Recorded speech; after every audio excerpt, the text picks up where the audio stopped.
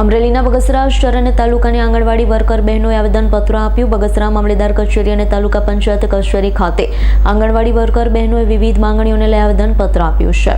અમરેલીના બગસરા શહેર અને તાલુકાની આંગણવાડી વર્કર બહેનોએ આવેદનપત્ર આપ્યું છે. બગસરા મામલેદાર કચેરી અને તાલુકા પંચાયત કચેરી ખાતે આંગણવાડી વર્કર બહેનોએ વિવિધ માંગણીઓને લઈ આવેદનપત્ર આપ્યું છે. આંગણવાડી વર્કર બહેનોએ જણાવ્યું હતું, આ બાબતને અનેક વખત અગાઉ સરકારશ્રીને રજૂઆત કરી છે, પરંતુ હજુ સુધી અમારી માંગણીઓ સરકારશ્રી દ્વારા સ્વીકારાઈ નથી. બગસરા તાલુકા પંચાયત અને મામલેદાર કચેરી ખાતે બહોળી સંખ્યામાં આંગણવાડી વર્કર બહેનો ઉપસ્થિત રહી આવેદનપત્ર આપી રજૂઆત કરી. બગસરા તાલુકા પંચાયત ખાતે ICDS અધિકારીને આવેદનપત્ર પાઠવી સરકાર સામે રોષ વ્યક્ત કર્યો છે. બેન પાડલિયા છે, હું જિલ્લામાં પ્રમુખ પદ ભજવું છું અને અમે ઘણા છેલ્લા કેટલા ટાઈમથી સરકારશ્રીને આવેદનપત્ર આપીએ છીએ. અમારી મુખ્ય 22 માંગણીઓ છે, એમાંથી સરકારે અમને 2022માં વાયદો કરેલો તમારી માંગણી પૂરી કરશું, પણ એમાંથી એક પણ સરકારે માંગણી પૂરી કરેલ નથી. તો અમે અત્યાર સુધીમાં લગભગ DDO સાહેબને, પ્રોગ્રામ ઓફિસરને, ધારાસભ્યને, મામલતદારશ્રીને, CDPOને બધાને આવેદનપત્ર આપેલ છે, પણ કોઈ અમારો પ્રશ્નનો ઉકેલ આવેલ નથી અને કોઈ સરકાર સુધી અમારી માંગણી પહોંચાડેલ નથી. તો જો હવે અમે આવેદનપત્ર આપીએ છીએ અને એમ છતાંય સરકાર જો અમારા પ્રશ્નનો કાંઈ નિરાકરણ નહીં કરે તો અમે ગાંધી રાહે આંદોલન કરવા ઉગ્ર બનશું. અત્યારે કોને કોને આવેદન?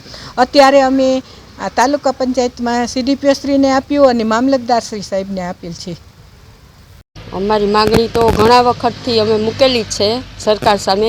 અત્યારે બજેટની અમને આશા હતી, પણ બજેટમાં પણ અમારો કોઈ પણ પ્રશ્નનો નિકાલ કરવામાં આવેલો નથી અને સરકારશ્રીને અમે વારંવાર આવેદન આપેલ છે, છતાં અમારી ધ્યાન લેતા જ નથી અને કોર્ટનો ચુકાદો આવેલો છે, છતાં એના ઉપર પણ સરકાર કાંઈ ધ્યાન દેતા નથી.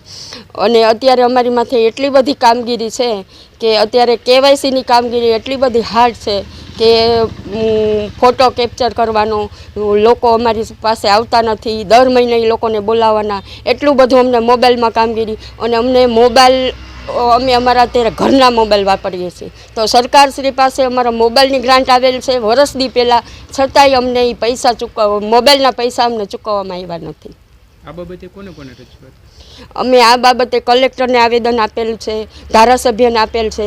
આ બાબતે અમે અને અમારા યુનિયને એટલી બધી માંગણી, અમદાવાદ અમે રેલી કરી, રાજકોટ રેલી કરી, અમે એટલી બધી રેલી પણ કરેલ છે માંગણીઓ માટે, છતાં પણ સરકાર અમારું કાંઈ ધ્યાને ધરતા જ નથી. આગામી દિવસોમાં શું કાર્યક્રમ?